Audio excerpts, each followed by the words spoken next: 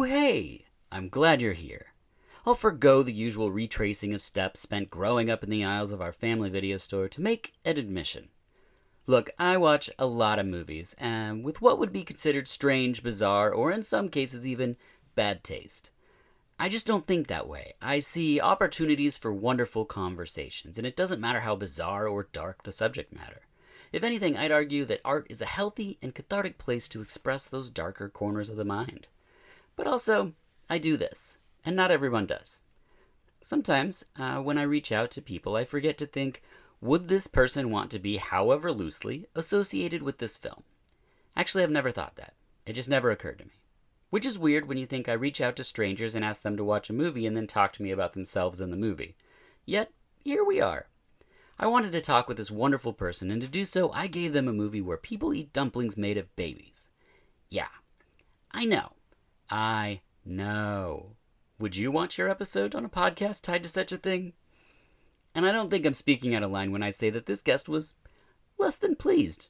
But we're lucky that my producer knew such an amazing person because they were able to see past the scandalous topic and realize that by talking about this film, we were going to be able to share a peek into the world of skincare that could hopefully help some people who might feel like a change or maybe take the first step towards a healthy skincare regimen. I'm extremely thankful for this opportunity to speak with this guest and can tell you firsthand that they know what they're talking about. So let's just get right to it. The film is Dumplings. The guest is an esthetician. Hope I said that right. I'm messing up the whole speed of this now. And this is VH Us.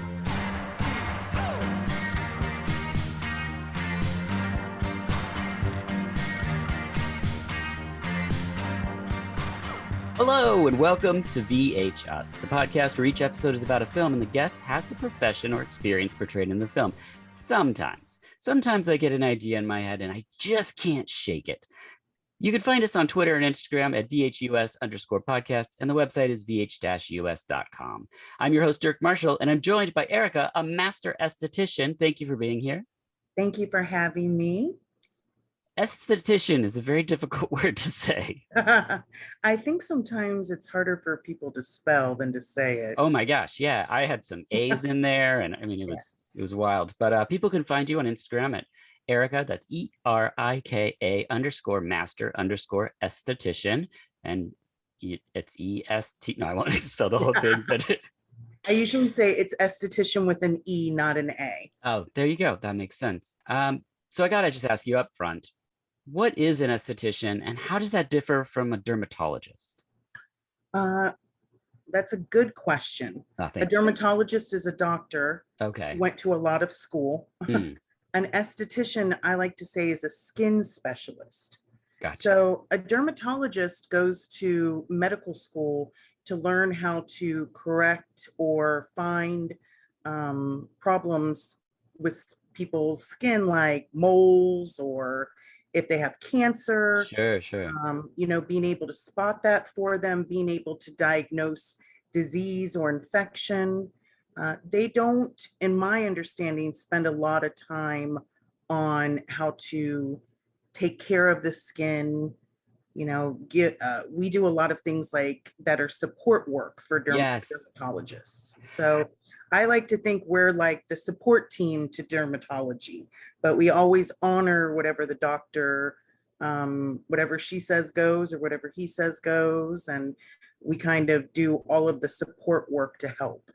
I love that because I had an experience with a dermatologist actually too, where I was having these red spots and somebody was like, you have rosacea. And I was like, I'll go see a doctor. So I went to the doctor and he's like, you have to go to a dermatologist and I was like, but I have skin all over my body. We all do. You don't specialize in, he's like, no. And so I went to the dermatologist and they're like, oh, we could get rid of this redness by shooting lasers in your face. And yes. And I was shocked at how quickly I went from not knowing that's a reality to them being able to do it. And so I was like a little put off by it because it seemed like a procedure. And I said, that'll fix the red spots. And they said, no, just the redness in your skin. And I was like, that's not even why I'm here. And so $350 later and 2 skincare products, I left there and the products did absolutely nothing. And I'm not saying that all dermatologists are like this by any means, just my specific one time with two people. But I was just like, it just wasn't helpful for me. I just needed someone to say like this is a healthy way to wash your face, you know? Like I just I like And don't sleep with hair product or whatever it was, you know? that's very typical. A dermatologist is just like any other doctor. Hmm. They're there to solve a problem for you quickly and with the tools that they've learned from. So generally with a dermatologist, you're going to get medicine, you're going to get do this one thing to correct the one thing that you're coming to me for. Hmm. Whereas an esthetician takes in that doctor's advice or that doctor's diagnosis, and we don't go against it, we honor it, and then we look at ways to help support it, like I was saying earlier. In your case, a master esthetician is different than an esthetician. Oh, great. Uh, yes, so I went to aesthetic school, but then I also did additional schooling to be a master esthetician. This is different in every state, Hmm. how they handle that. In the state of Washington, where I'm located at, master esthetician is able to operate some of those lasers Yes. with the doctor's approval and supervision. And so a lot of times we will support the doctor with that kind of laser work, but it's the after work that we Hmm. also focus on. So here are the correct products. Not dermatologists do know good products and they carry them in their facilities, but I usually find that estheticians, I'm not myself, I love brands. I love learning about different brands Of course, yes. as you might have known from my overwhelming conversation with you for skincare. Like I just kind of like to investigate all of that kind of stuff. Yes, and I'm so glad you mentioned that because much like my episode with Tasia, who was an expert fitness coach, where I went to the gym and she did an assessment on me and gave me a 90-day sort of workout thing. I've been speaking with you about how just to got to get the feel of how your expertise applies to your clients. Do you say clients? Is that a good Yes. terminology? Okay, Mhm. perfect. Clients. Um, and I loved the conversation, the back and forth, the investigative part, because that makes you feel heard and cared for, where you're like clearly I need help, I need guidance, I need information in a world where there's stuff coming from every angle that's disputing whatever. Uh, and so could you just walk through the listeners about an average way that this would go for you? Sure. Just like there's many different dermatologists and styles, there's many different estheticians and styles. Hmm.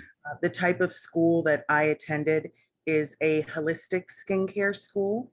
So we really learn about inside the body as well as on the skin. And so the initial meeting with a potential client is usually for me a conversation. I like to hear what challenges they feel they have, what products they're using, if they're on any medications, if they're under a doctor's care, if they have any diagnoses, if they have ever had a facial before, what was their experience. So an intake form is something that most estheticians that I know of use. This intake form gives us all the information that we need to help map out a positive plan. And it also is a sign off from the client that releases us of liability.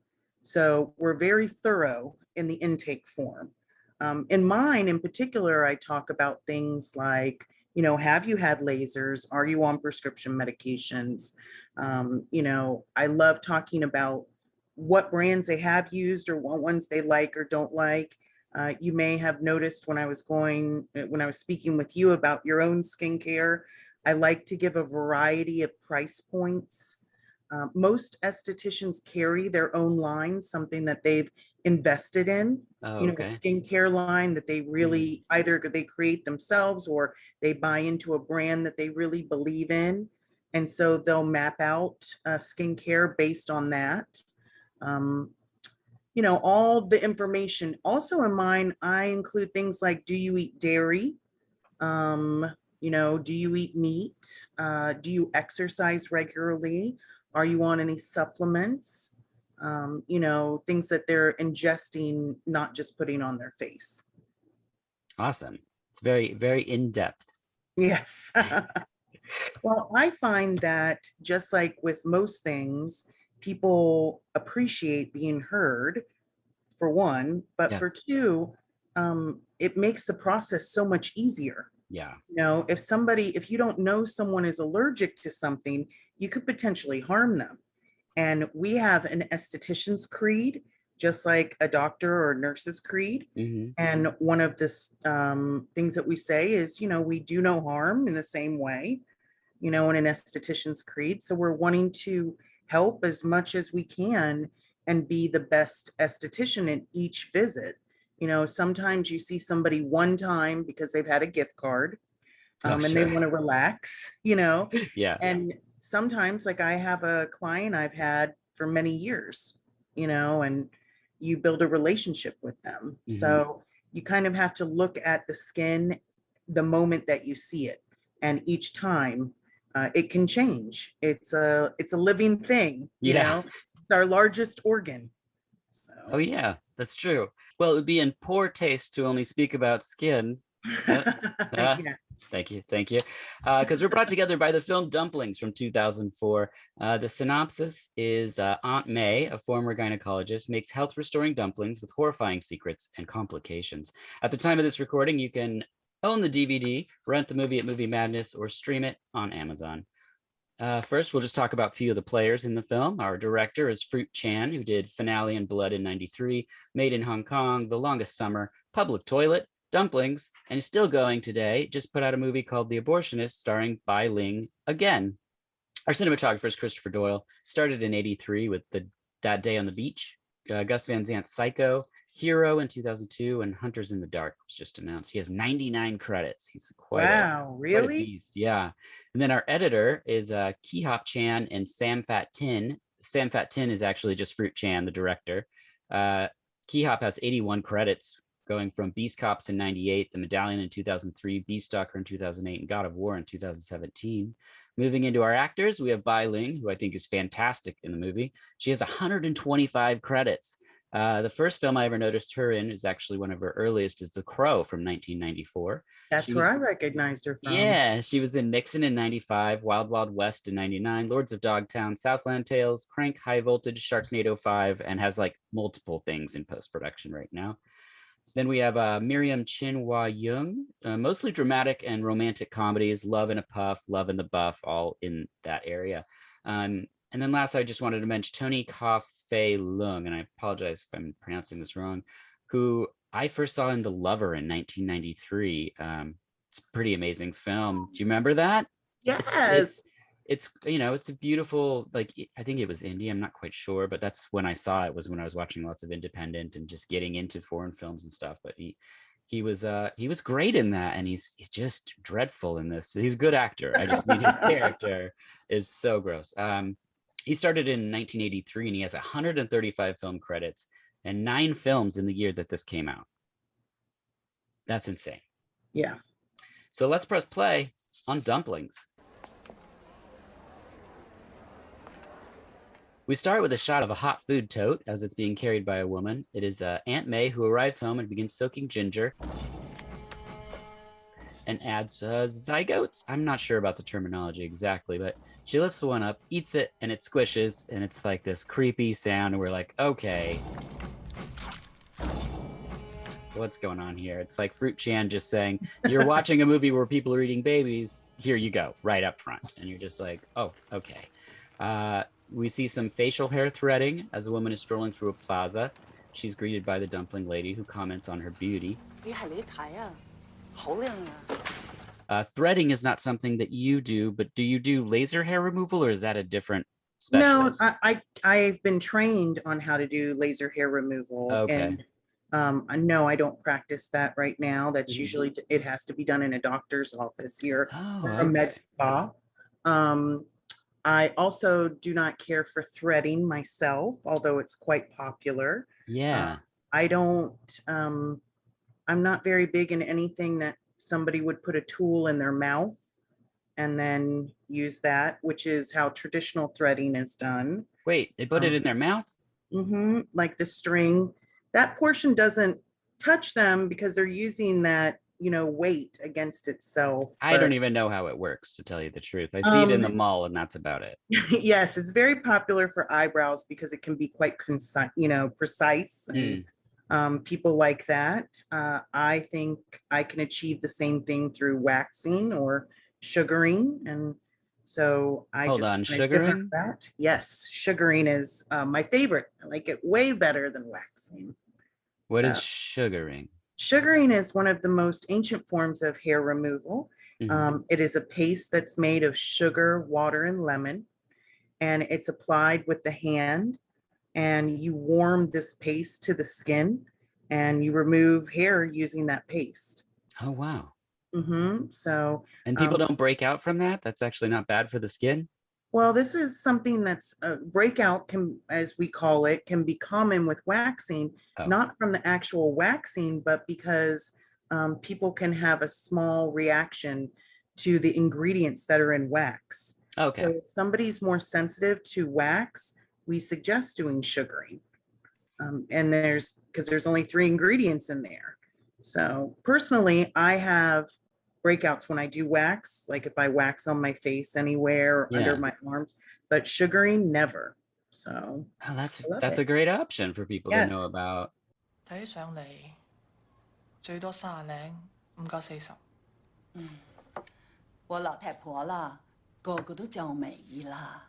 She has Miss Lee guess her age, and she says 30, but she's far older. The other woman compliments her skin. As a skin worker, are you constantly looking at people's skin? Like if someone's introduced to you, do you look at their forehead and you're like, well, he's got like a dry T-zone, and then you don't catch their name?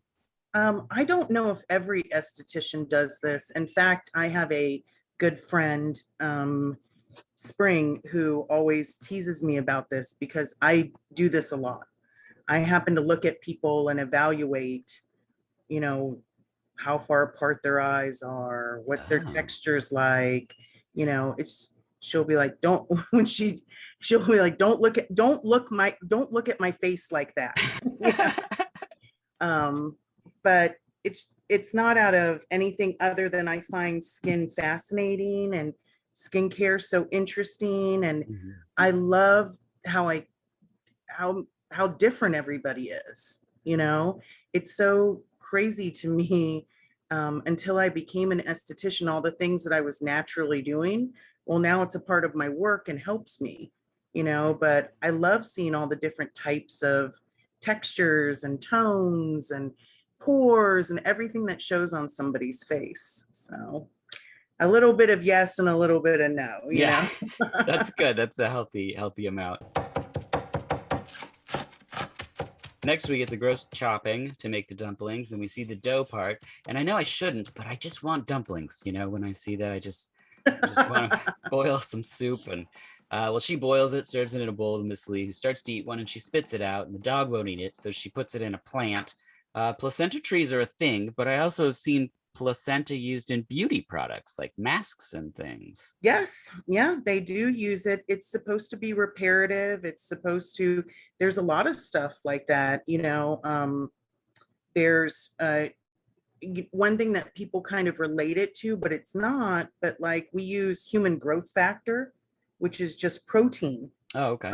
And there's plant growth factor.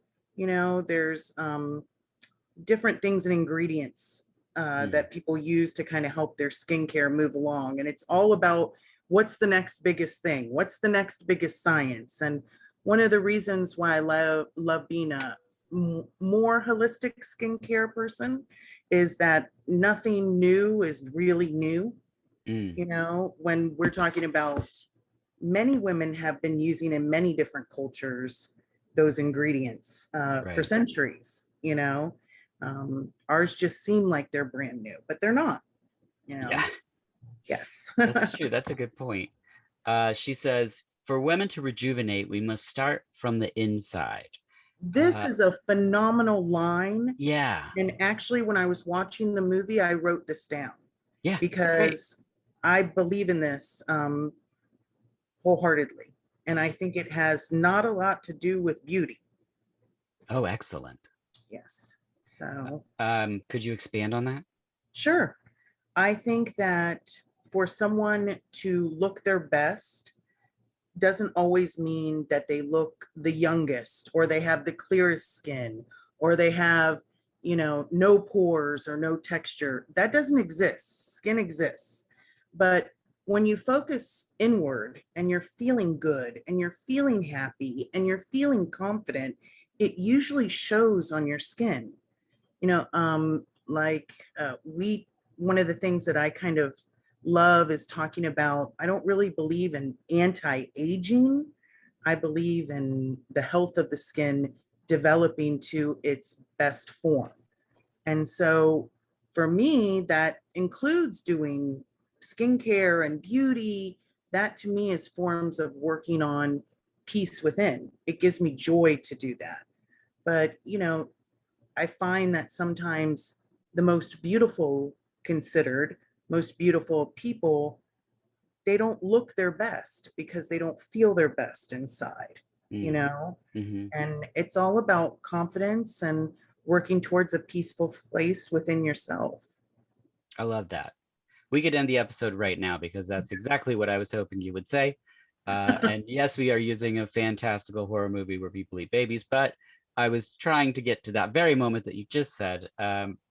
But also, you assess people's skin, Mhm. um, but reactions and triggers can be external or internal. So this film focuses on this internal kind of mode and baby eating, but the flora.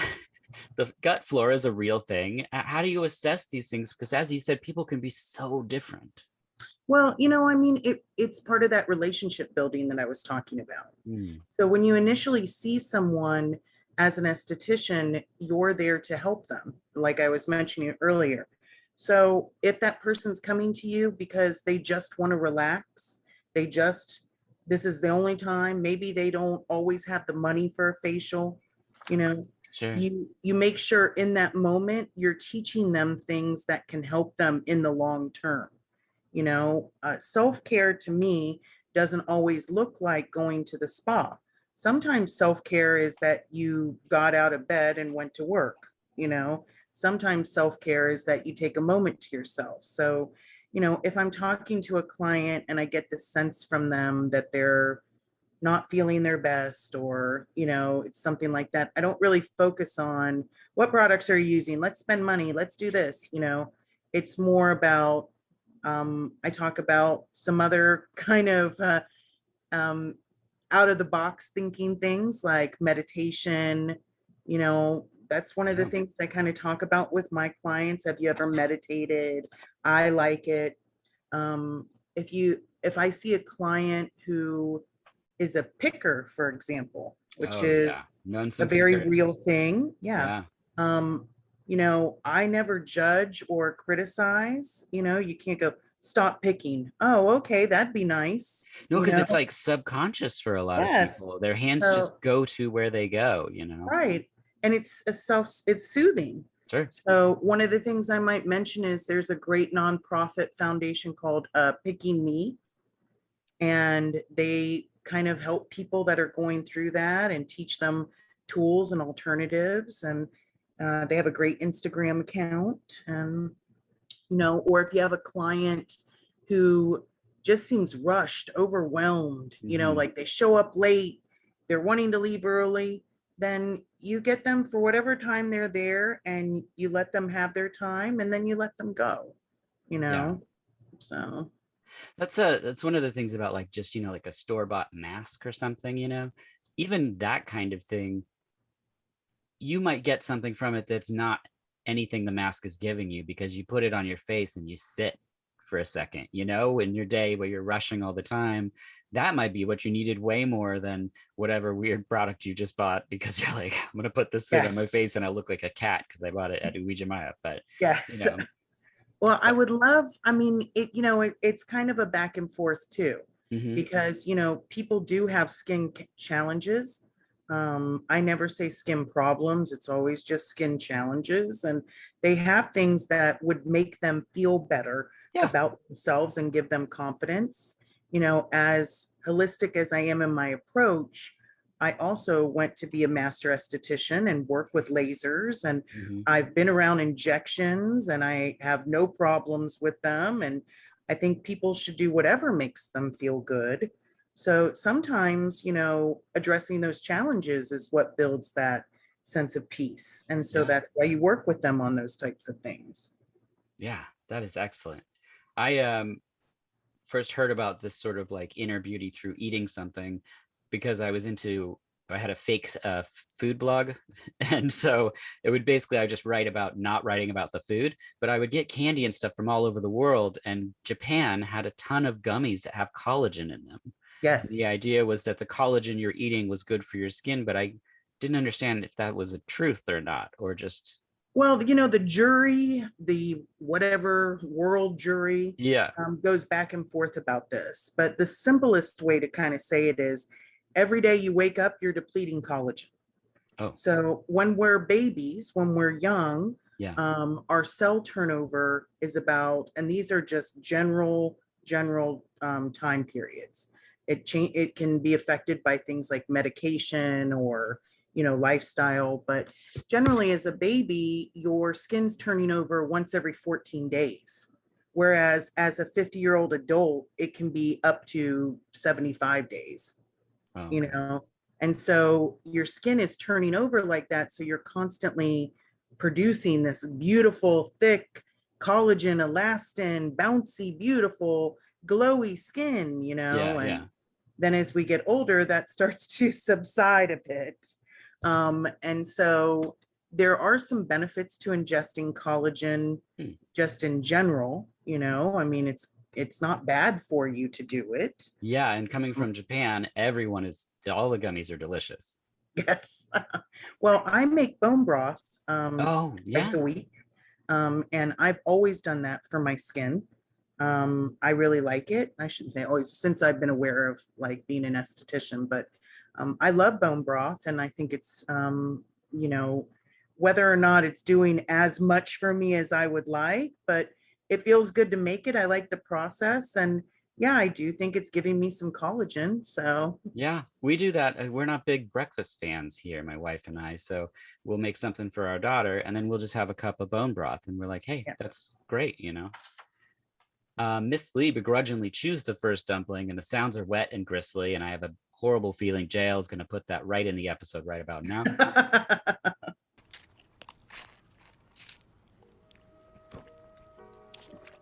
So Dumpling Lady sings for her, and Mr. Lee, that we then see sitting poolside being real gross, and he eats a fermented egg. This seems so foul, pun intended. For me, it couldn't really get worse, but it will. 把它打开。 Well, Aunt May goes to get more filling. She's stopped by the security, but fools them with the old ham and eggs on rice trick. We don't really learn where she started this crazy path of making these baby dumplings, but we also don't know your origin story as an esthetician. So what really sort of ignited the interest in going into this field? Well, I hope mine is different from hers. What if it was the same? No, I am 1,000% sure not. Yes. So I became an esthetician not that many moons ago. I actually have a BA in English literature and a master's in industrial and organizational psychology.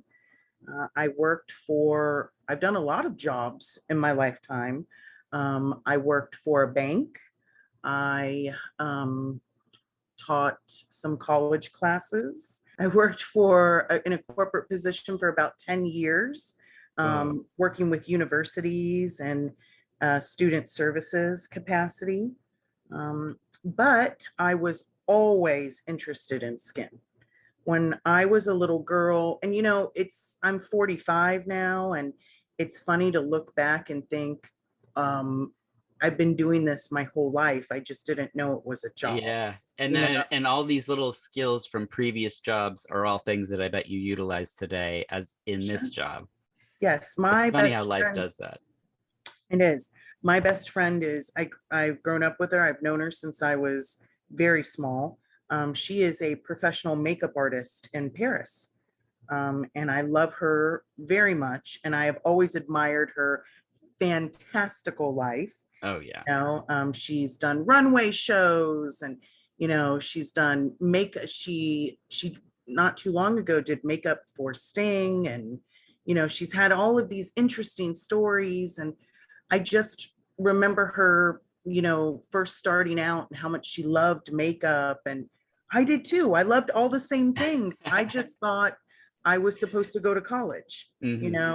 And although I'd seen an esthetician, I don't think I realized that was a career choice, as I thought she just worked with the dermatologist. I didn't even know the name, and as the years rolled by, I really loved all my jobs, and I didn't have necessarily burnout or anything. I just came to a point in my life where I could choose to go back to school. And I was considering going back and doing a PhD. And she suggested to me randomly, why don't you go to aesthetic school? And I was like, I can't do that. And she's like, why not? You have been making mud masks since you were 5. Like, it's silly for you not to do something that you're passionate about. And literally from the moment that I stepped foot into aesthetic school, it's the only time in my life I've had a job where it doesn't feel like work. Oh, see, there it is. Yeah. So, and while it was happening, I was like, oh, this is what they mean when they say that. I always thought it meant, wow, I've got a pretty good gig and extra vacation time. But it doesn't mean that. It means that when I wake up, it's one of the first things I think about when I go to bed. It's, I'm excited for the next day. I mean, we all have bad days, but working with my clients or being around other estheticians or seeing new estheticians come up, it's a real privilege to be a part of this industry and be a part of the changes that I want to see in the industry as well. And you touched on something before we started recording that from the outside perspective, people would think that it's esthetician versus esthetician, but there's actually a community and camaraderie in the field. Oh, for sure. I think that this kind of, it touches upon so many things, right? There's this idea, traditionally aesthetics was a mainly female field. And so I think that there's just this old adage of female versus female, and that's just not the case. It's not anything I've ever seen. Anytime we have you'll see on social media a lot, I'm not your competition. We support each other, estheticians supporting each other. I have somebody that went to the same school as I did, and she's in a studio that's 2 doors down from me. I suggest clients to her all the time. We talk, we help each other. Everybody kind of trades secrets. I mean, it's not really a dog eat dog kind of situation. And that, I didn't love the movie, right? I told you that. Yeah. But I did like that it kind of points out some of this competition that's traditionally thought of.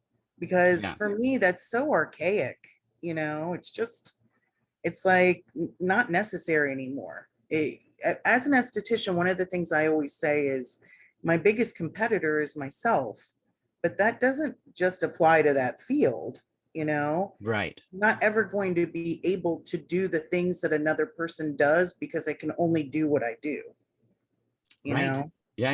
When we could just be ourselves is all we can do, right? Well, yeah. If only it were that easy all the time, right? That's so true. 有冇啲快啲㗎？極品呢？其實啊，5、6個月最漂亮了。 Back at the flat, Miss Lee is going into description about when's the best time to do the things that she needs to do to fill these dumplings. It is horrific. And one of the things that's interesting about this film is that most of the horrific nature of it is just language. It's just words. It's just them explaining things, and just your brain is just building it out of like, oh no, like oh gosh, and that carries on through this scene. There's a The montage. music too. Yes, the music during this scene is very, very intense and ominous. And then we see this montage of Miss Lee eating the dumplings in all of these different sort of outfits.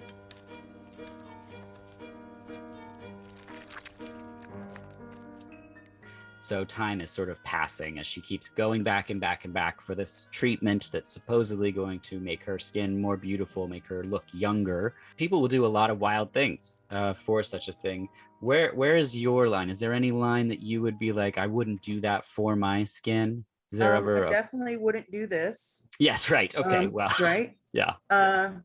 But in general, like, no, you know, Yeah. I'm Okay. pretty experimental, but I have a saying that I apply. Well, one thing, you know, when you're talking to younger estheticians, I'll say, what kind of esthetician are you? Yeah. You know, every esthetician is different. I'm the type of esthetician, I follow something called, I say it a lot, which is low and grow. It means that I start here very low, and then I experiment and experiment and experiment, and I just grow larger. Gotcha. So for me, there's not a beauty treatment I wouldn't do or that I couldn't think of, like fractal lasers. Have you ever heard of that? No. It makes your face look like hamburger meat, Oh and my goodness. they can be rough. Yeah. Or there's certain chemical peels that are, Mm-hmm. you know, they look like they're in horror movies sometimes, you know. Yeah. I would do all of that, you know, just because I do think it's interesting to see the skin heal itself. I love the process. And Mhm. also because I have done things like that, I've seen improvements on my own skin, and that's made me feel better about what my skin looks like. And I like the way my skin looks, you know, Yeah. and I've seen that in my clients as well. Well, there you go.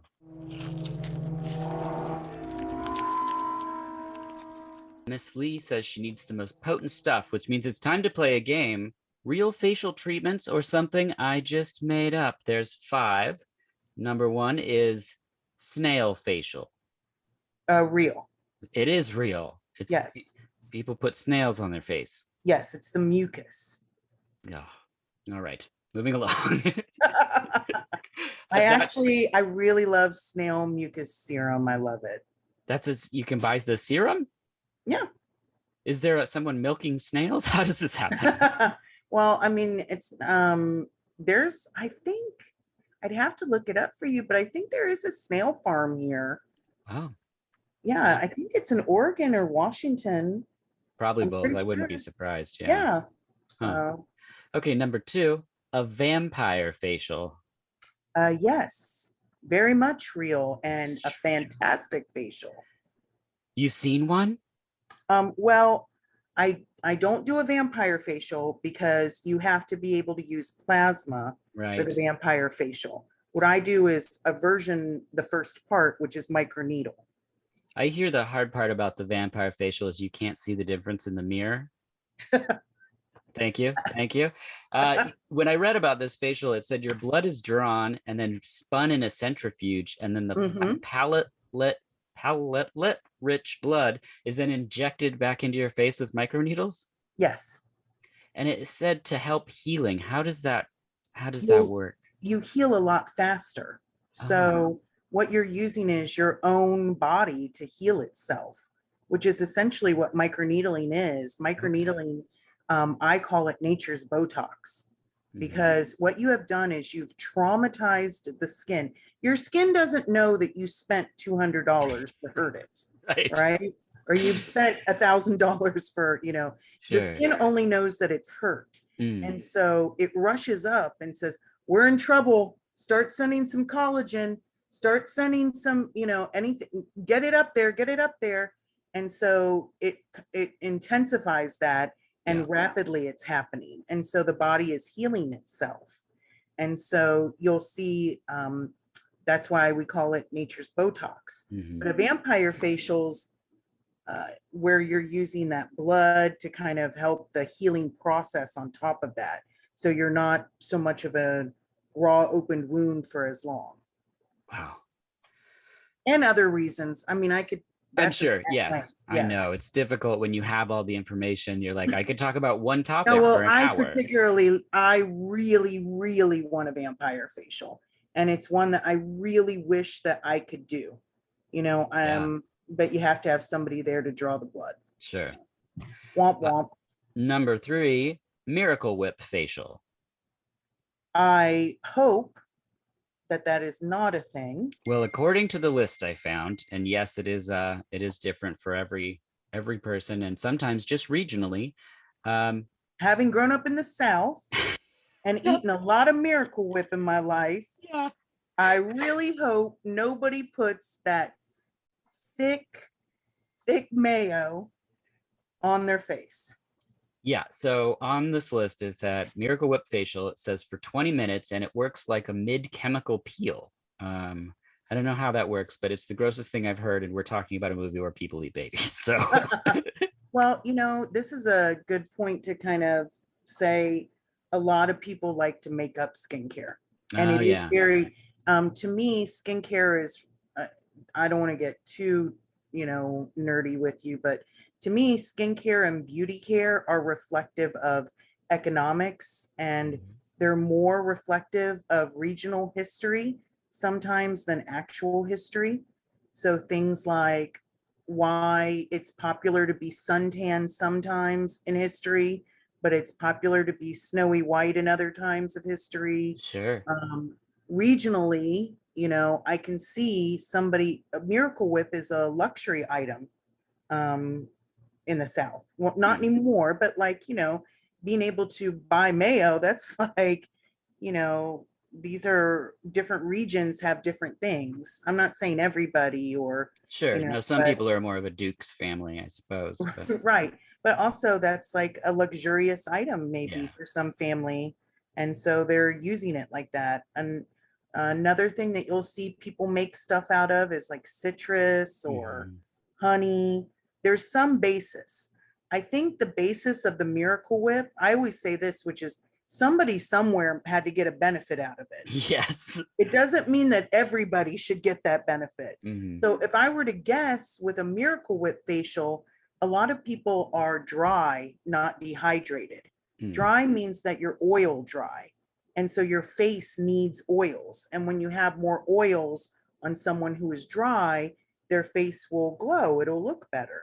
So perhaps somewhere somebody put on Miracle Whip and they were dry, and afterwards they looked a little bit more, glowy. Sure. So they were like, oh, let's buy this Miracle Whip and get going, That's amazing what you just said about oils, because like my skin is dry all the time. Like if I don't put lotion on my face when I get out of the shower within like 10 minutes, I feel like it's mummifying. So I'm lathering all of this lotion on my face, and I'm 43 now. My arms get dry, so I'm putting lotion on my arms, and I'll be honest, I don't even know what the lotions are. It's whatever I find in the bathroom. It's oil makes a lot of sense. Well, it's also that can be something different. So we're dry means we're oil dry. Dehydrated means we're water dry. Oh yeah. Well, I drink a ton of water, so it can't be that. But that doesn't always. Oh, really? Because you drink a lot of water. Yeah, that definitely helps, and you should be doing that. Sure. But it's also what products we're using, what environment we're in. If you're using the wrong products, sometimes you can dehydrate your skin further. If you're on certain medications, if you have a condition like rosacea, it can make your skin a little bit more dehydrated, a little bit more waterless, so that's why when you get out of the shower, you're starting to feel that tight feeling, because you do need to pack it back on. Okay. So that's why you like those creams. Yeah, I just you don't want to feel like your face is breaking apart, it's just. Yes. Number 4, a urine facial. Yes, I believe that is true.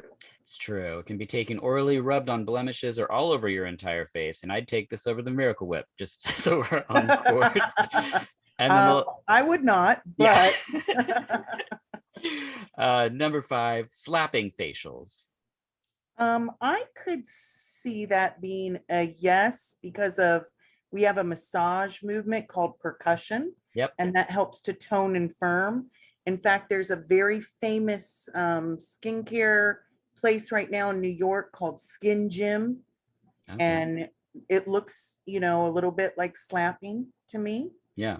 So I was hoping you were going to say that you did those, because then I could ask if you ever meet someone and just tell them, I think I could help you, and just tone up their face a little bit. no, but I've definitely slapped somebody Okay, before. good. And it was for their benefit. So Yes, it was, counts. and my own. Sure. Oh, in the film, a new visitor approaches with a younger girl. 你咪黑屎咯。係，我唔係。 And then there's sort of a mysterious thing that unfolds at this part of the film, which I won't ruin for viewers. Something we touched on earlier, though, is at this point of the film, they're in a mansion, and I think it's Miss Lee says, 为美丽，为青春。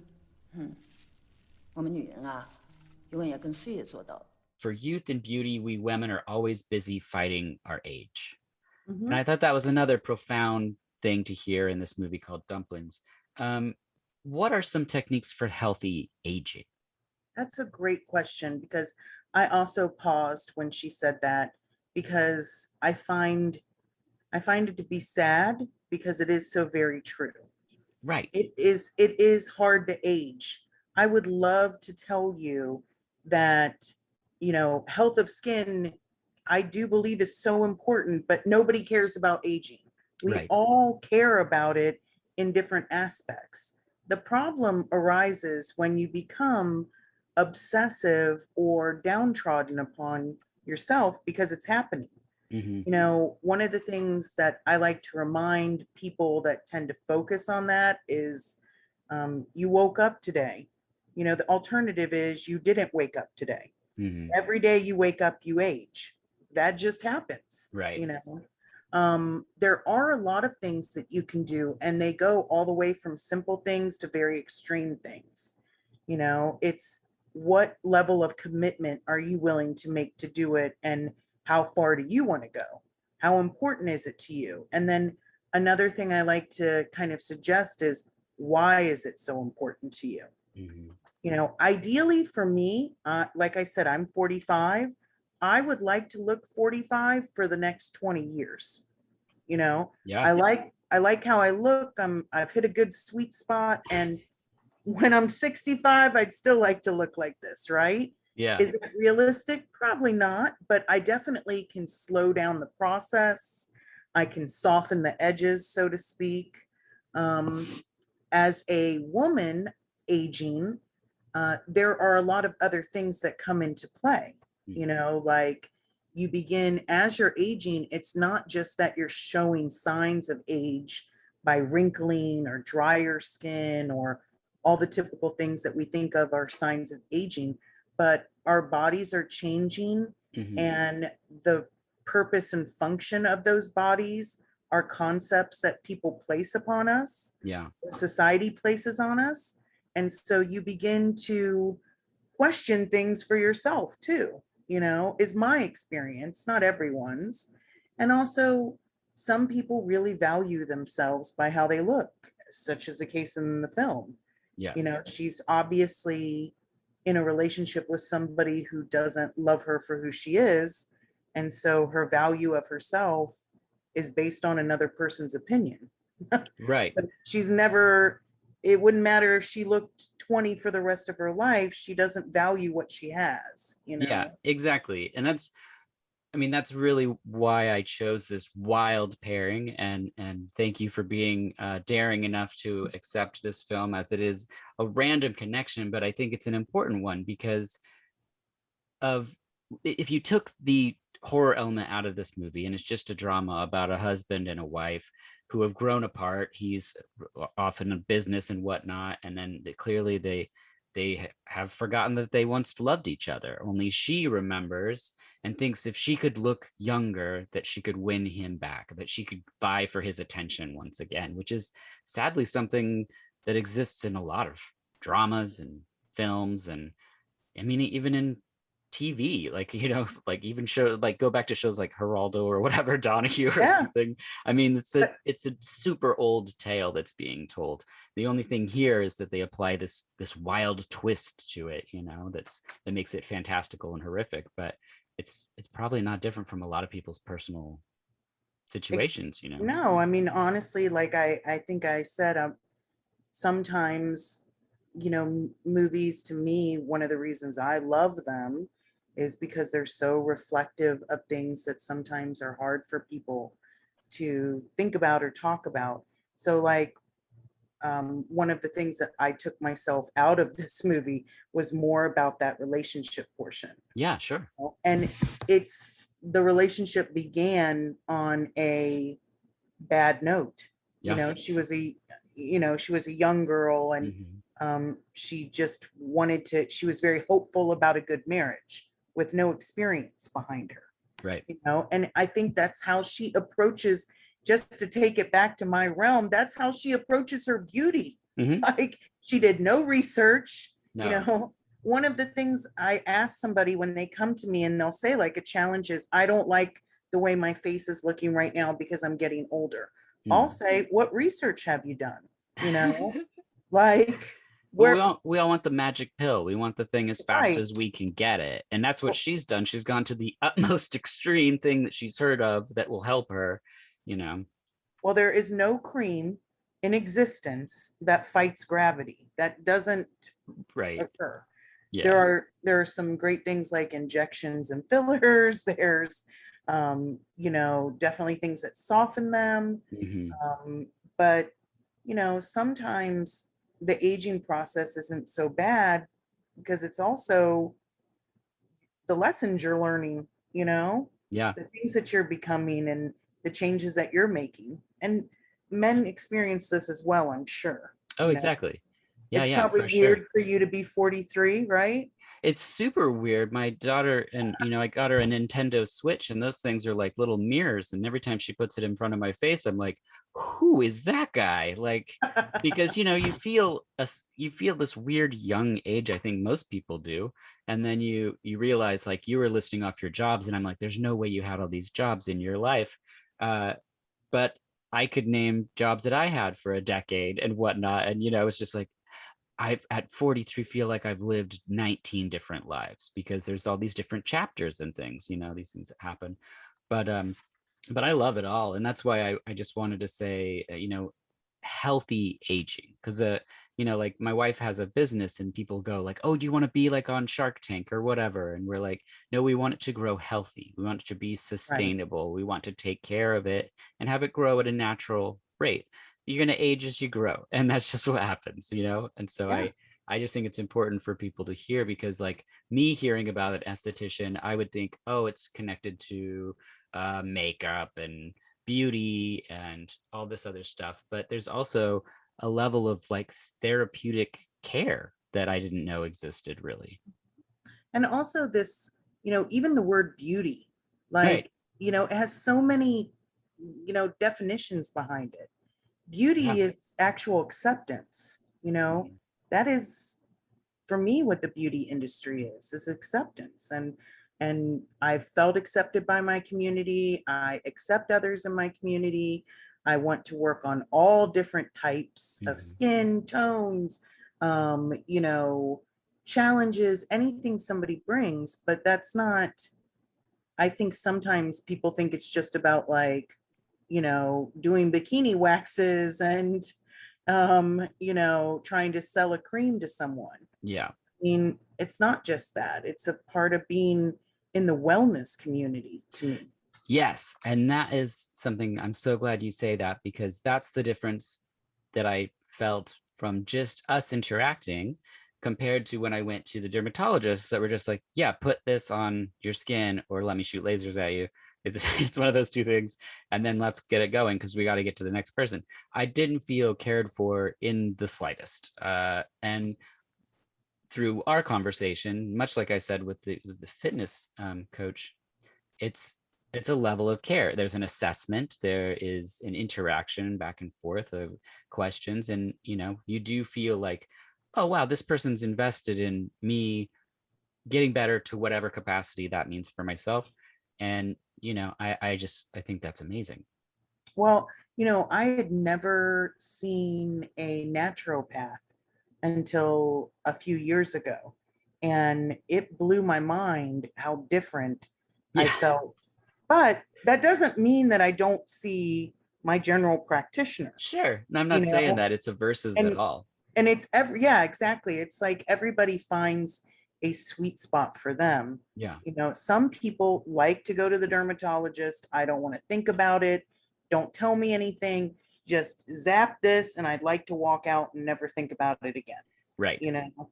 And then some people, like I have clients that will go back and forth with me, or, like we have really good phone conversations when they're in my studio. We talk at length, they're invested and they also find it interesting. And then I have other clients that are like, I just want to keep it simple. Sure. It's really, that's the type of esthetician I am.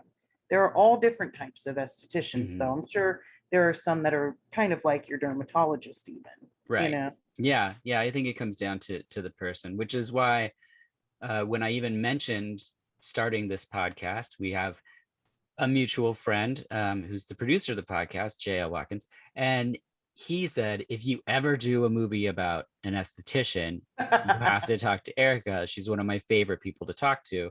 And I was like, Oh, I like, will 100% find a non-existent movie about estheticians, because there's not any. I looked so hard for like 2 years.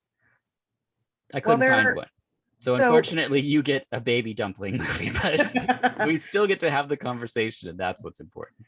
I have looked myself, even, that's another thing, is representation is so important to so Yeah. many people in many different ways. And seeing your job on the big screen, Hmm. it's a sense of pride. And you're right.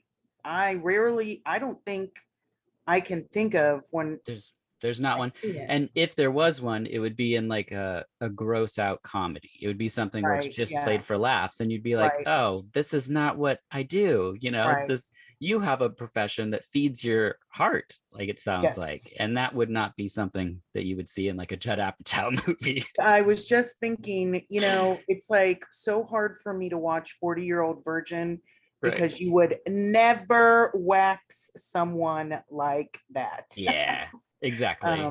But yeah, that's the only time I can think of that I've seen it. So Yeah. if anyone has some great esthetician Oh, movies, please. Yeah, hit us up. I will pass it on to you if I hear anything. yes. At this point of the film, she's concerned with eating the most nutritious thing she can. And speaking of nutrition, it's time to take a break and hear a word from our sponsor.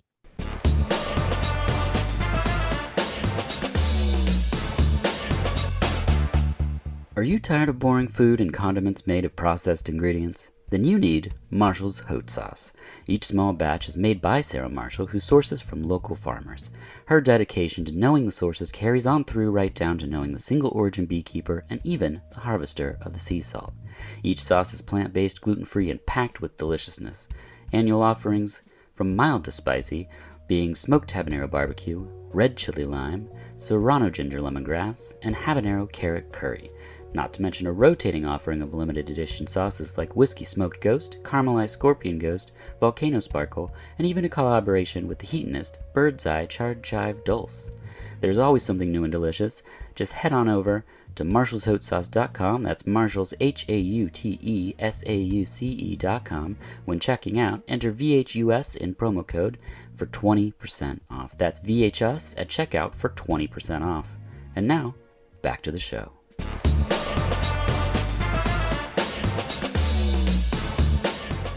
We're back. And that's the end of having a food sponsor in a movie about eating babies, I'm willing to attest. But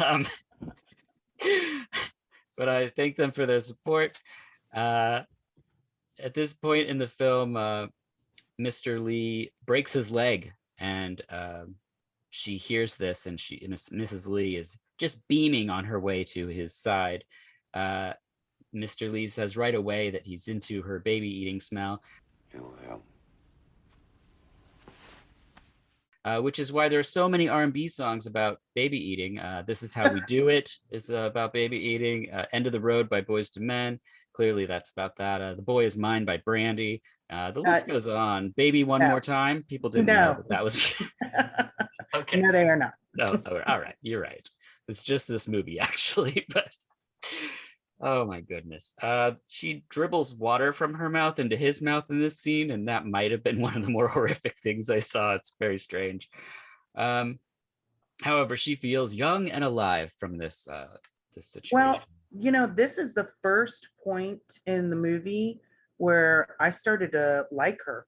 Yeah. And I realize it's because she likes herself. Yes. She's preening. I didn't honestly think she looked any different. Not at all.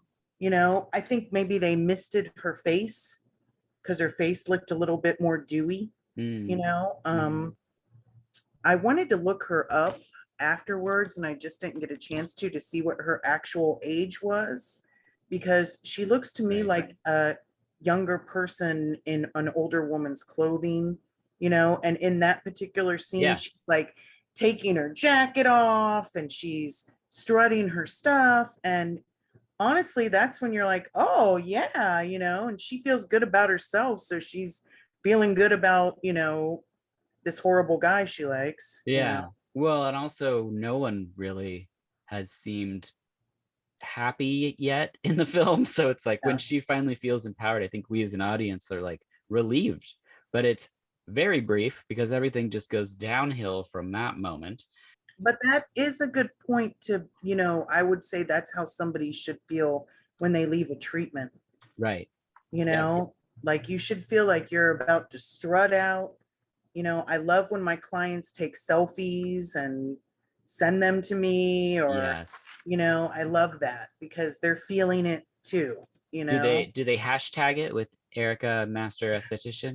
No, sometimes they'll tag me, but I don't think I'm an official hashtag at all. Okay, well, I'll should get that going. Yes. Sometimes they'll tag me, and I love when they'll put like glow day, or just they're feeling really good about what they did. You'll see this a lot with eyelash extension artists. Like a lot of their clients love to do selfies afterwards and show off the work. I've seen that a lot. Or spray tan artists. It's just like preening, feeling good. Yeah, I get it.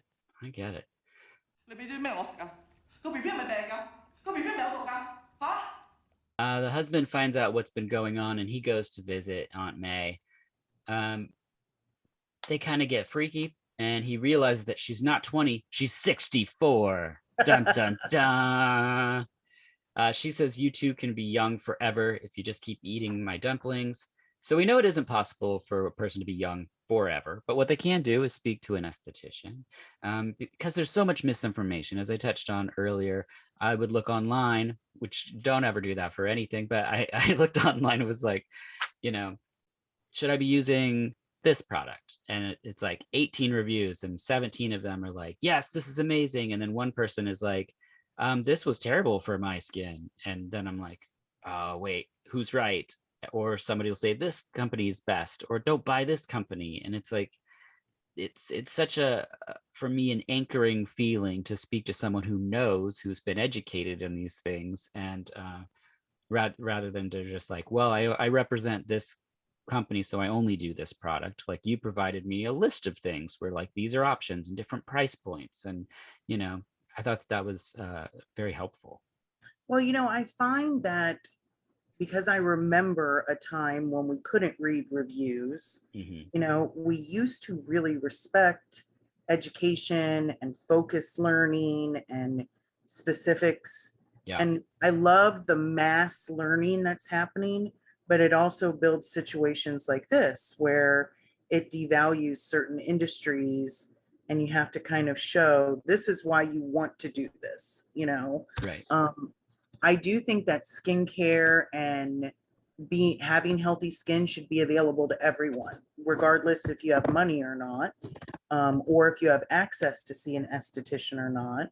There's just, it's personal opinion as an esthetician, what brands or what skincare I think work for you, but ingredients are ingredients are ingredients. So I do think people can educate themselves.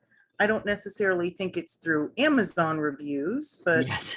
you know, looking up ingredients is a really good place for, I don't know if I would say, but like a lay person, you know, to start wondering, why should I use this skincare or what would be best?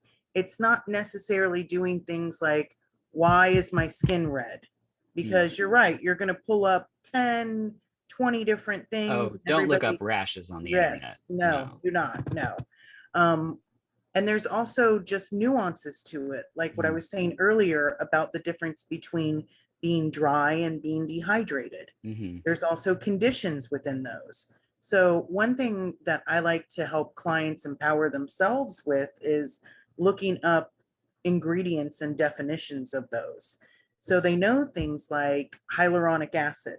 Hyaluronic acid is a humectant, which means that it draws moisture from the air to your skin. Your body makes hyaluronic acid. Hyaluronic acid is an ingredient that's in lots of skincare. You know, retinol, that's a buzzword. You know, what is retinol? Retinol is vitamin A. You know, it's just vitamin A? Well, through a synthetic process. Oh, okay. Your doctor prescribes you. I was using like a facial moisturizer forever because it had retinol in it. I was like, well, that means it's better because this has this. And I didn't know if it was. You look up, it does. Retinol to me is a phenomenal ingredient, you know, but you have to know how to use it. You have to know if it's synthetic form or not. You have to know if it's a retinol or a retinoid. So I paid for an education to learn all of that. And, you know, sometimes going down the rabbit hole of the internet, it can be overwhelming. And you also, one thing I don't love about the beauty industry is that a lot of the research is brand focused. Yes. So if somebody's trying to sell you something, of course they're going to tell you that it's good. So, you know, I look to people that I trust within the industry. I look for things like white papers, doctors, solid scientific research that says, not anecdotal research.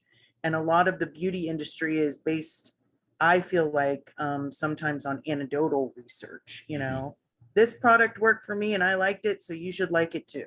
Right. We talk about in estheticians about something called bio-individuality. You know, every single person is different. And so that's why ingredients can affect people with a purpose, but they can affect different people different ways. Oh, yeah. Excellent. No, that makes a lot of sense. What affects her in a negative way is this entire dumpling situation. It does not go well.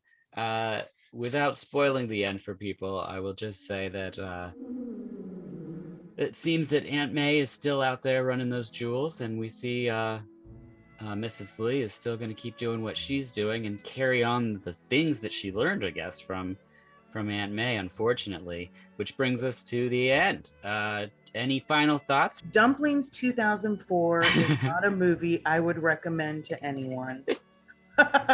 But learning the lessons that Dumplings 2004 teaches you, I don't know why, I thought when you said dumplings, I was thinking of the movie Dumpling with Dolly Parton. Oh, yes. And I was like, yes, I'm ready. Well, I will say this movie's a little different. Yeah, I really thought I told you what it was because I did? Oh, yes. Okay. Because like I said, I have these connections and I have these things, and sometimes it's just a movie I want to talk about. No, this wasn't the case. I'd seen this short film and the long film back in the day, but there was a movie called The Unborn, and it's actually a really well made horror film that seems to be told with a very sort of like feminist perspective from like 1990, very unusual. So I was like, I got to talk about this. So the only profession I could find was a midwife. And then I was sitting there across from this wonderful midwife, and we're talking about like mutated babies and stuff. And I was like, what did I do?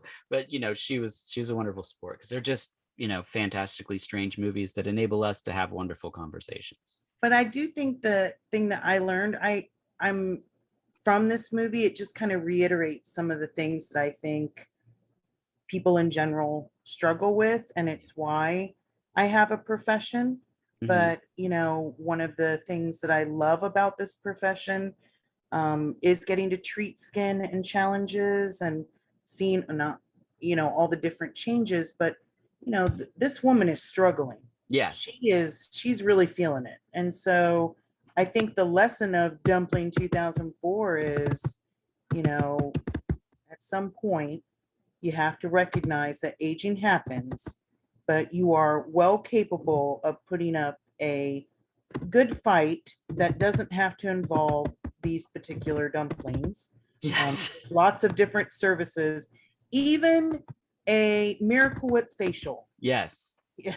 That's true. That is a very good point. This brings us to final thoughts. These are questions just about you. What is your favorite thing about being an esthetician?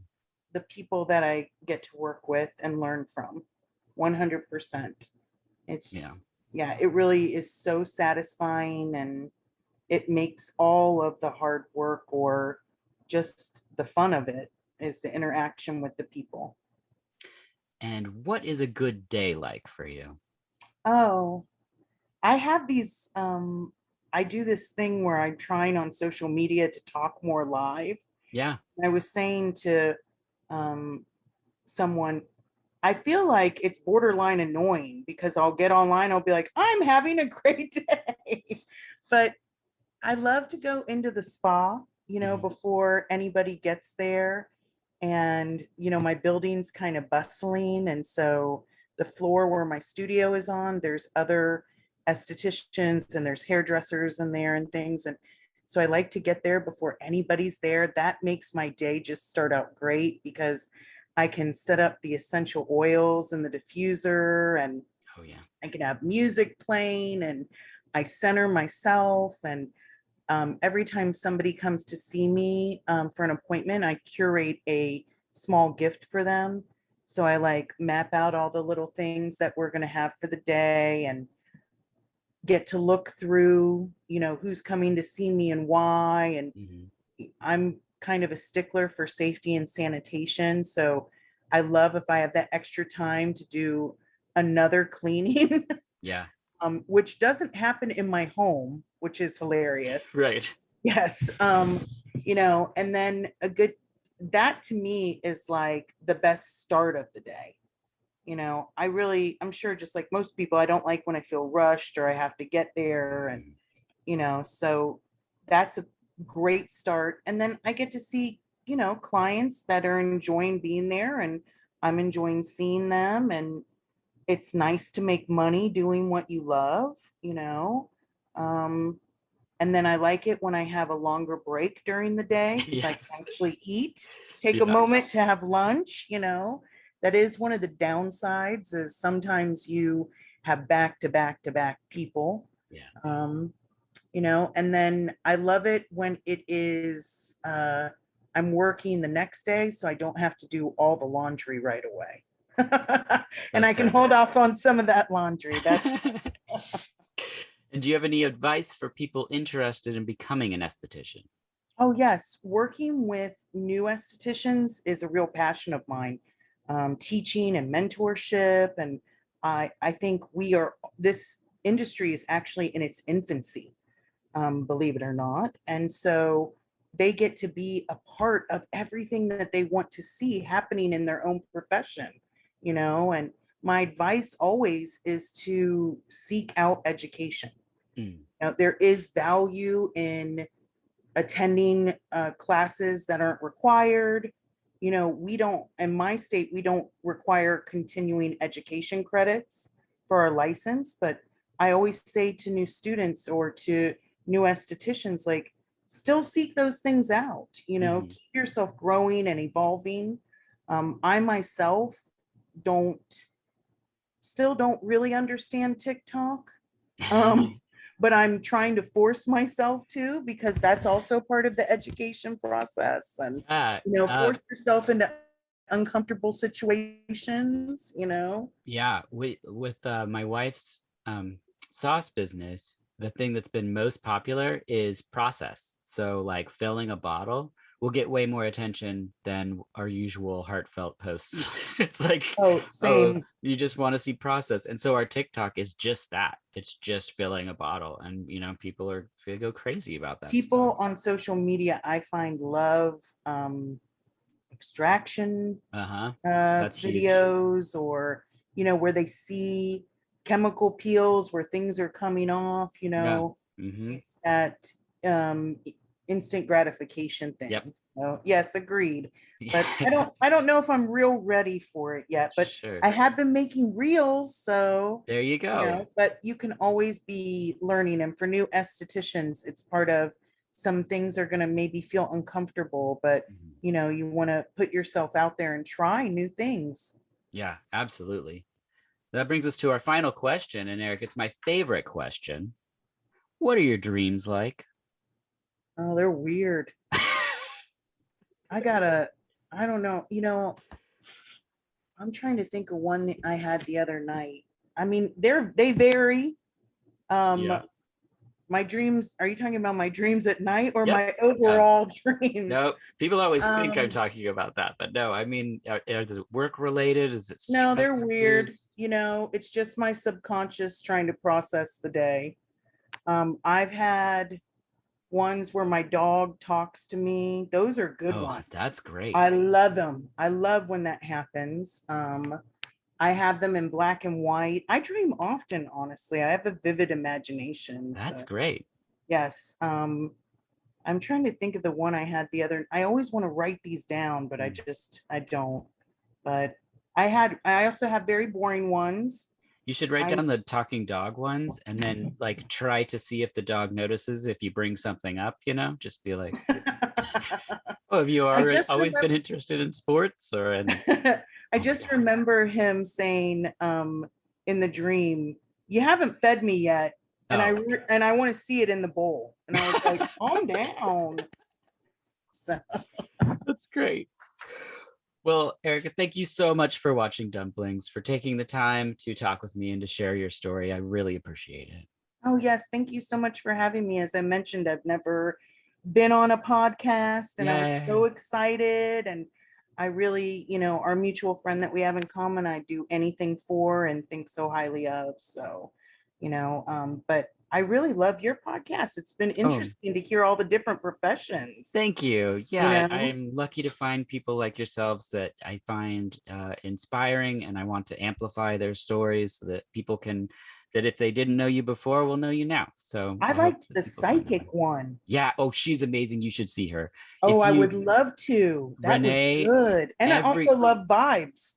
oh yeah, So Vibes is great. And yeah. every person we know, okay, I should end the episode, but every person we know has seen her has had the same like insane, wonderful, heartwarming experience that like I just tell people, I'm like, I don't even what no matter what you believe exists in the world, you should just talk to this person because I guarantee something magical will happen. That's great. It's Yeah. pretty amazing. But anyway, thank you for listening. I'm Dirk Marshall. I'll see you next time on VHS. Now, if you excuse me, I need to exfoliate and maybe say eat a baby one more time. Thank you.